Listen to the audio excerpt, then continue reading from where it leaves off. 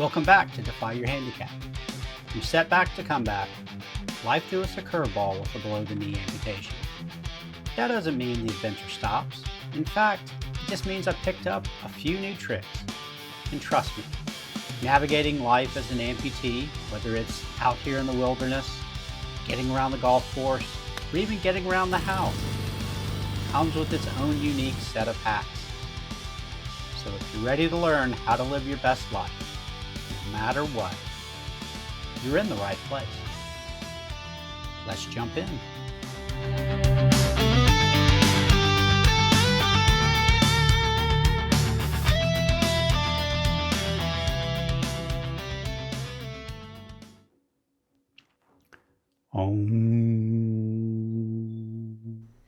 Garrett, what are you doing? Huh?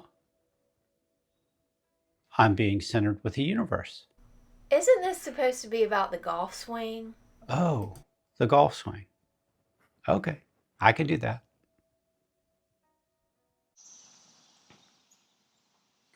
Last episode, we were in the kitchen cooking up some exercises to work on our balance.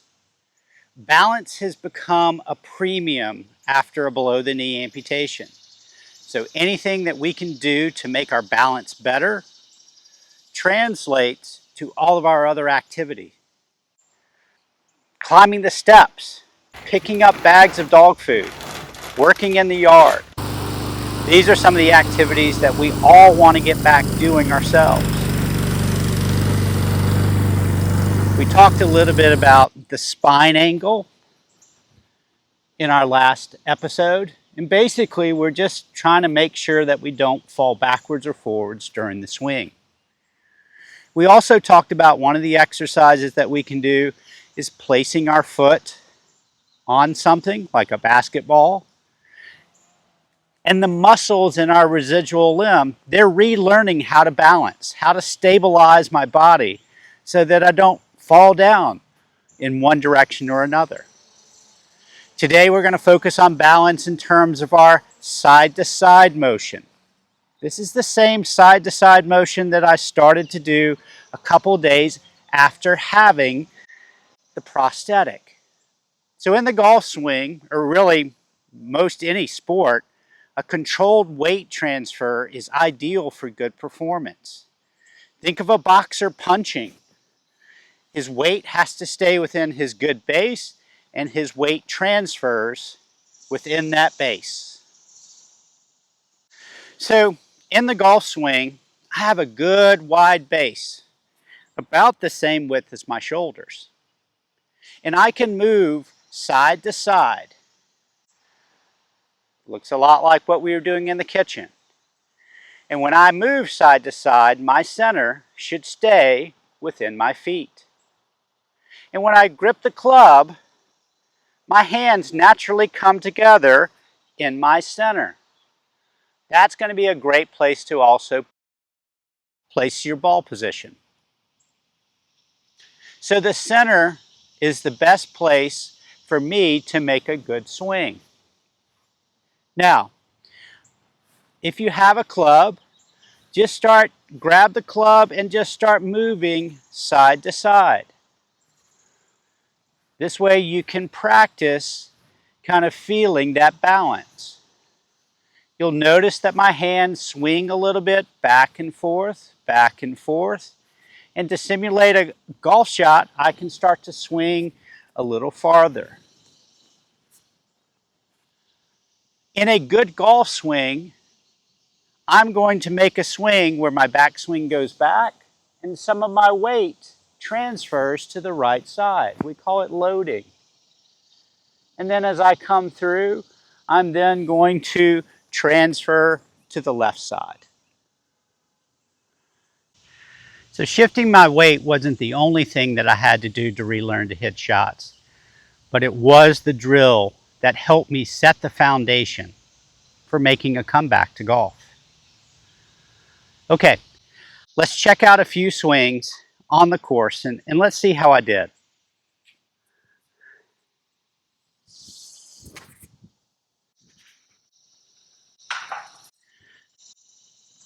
Oh, that ball's gone. Now we just talked about loading the right side in the backswing, and then unloading or shifting our weight to the left side as we make our downswing. But maybe it's more important to point out that I don't want the opposite to happen. When I make a backswing, I don't want my weight to shift to the left and then fall to the right on my downswing.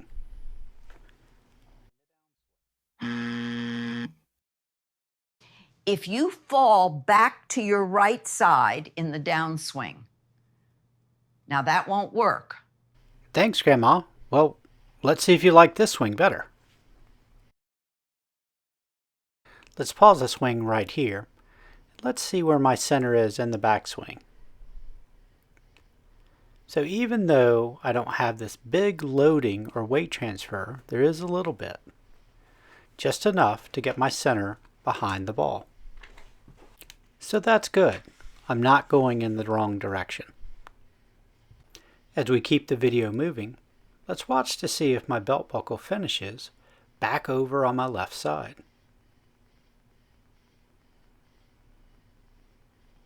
Let's place a dot on where my belt buckle finished, and you can see that my center moved from the right side to the left.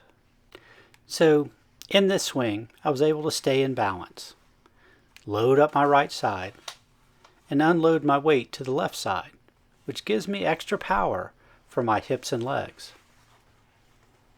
Overall, my weight transfer was going towards the target, and I wasn't falling backwards to the right at all. Now, if I draw a line from my head down to my feet, we can see that it's pretty vertical, straight up and down. So I was successful in finishing with my weight over my left foot. Hopefully, Grandma would be proud. Let's take a look at a swing with a driver.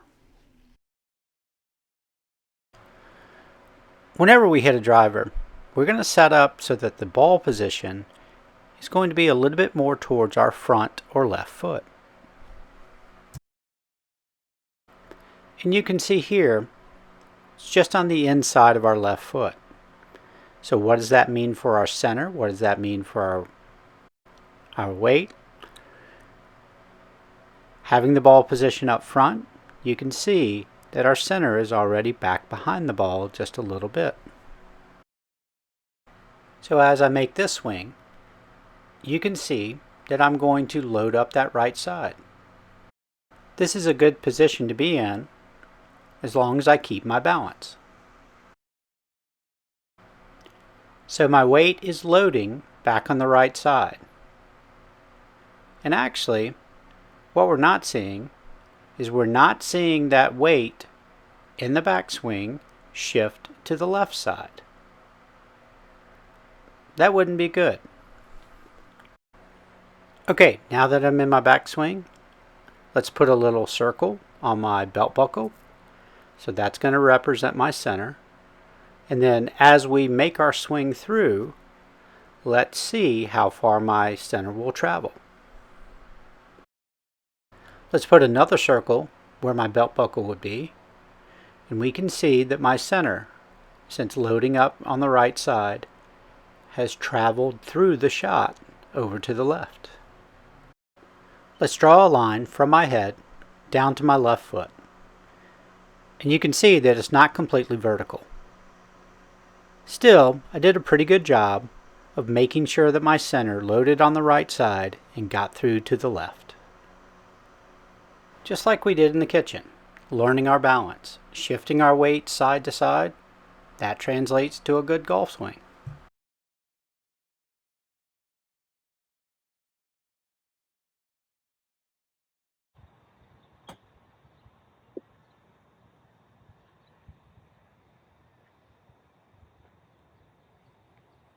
Okay, just like that one in the hole, we have an update for our goals.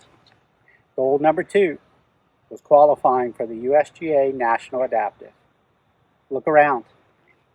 We're here. That's where I just chipped it in. We're at the practice round of the USGA National Adaptive. So goal number 2, that's a big check. Goal number 3 was actually going down qualifying at the North Carolina Senior Amateur, and then making the cut after the first 2 rounds. I was able to do that. I shot 77-73, I made the cut, and then the 3rd round I shot 75, which put me in 37th place. Hey, I'll take that. So goal number 3, check. We've accomplished that. So stay tuned, we're playing this week. I'll let you know how I did in the upcoming videos. Remember, hit that subscribe button. That just helps us reach more people who may need some help.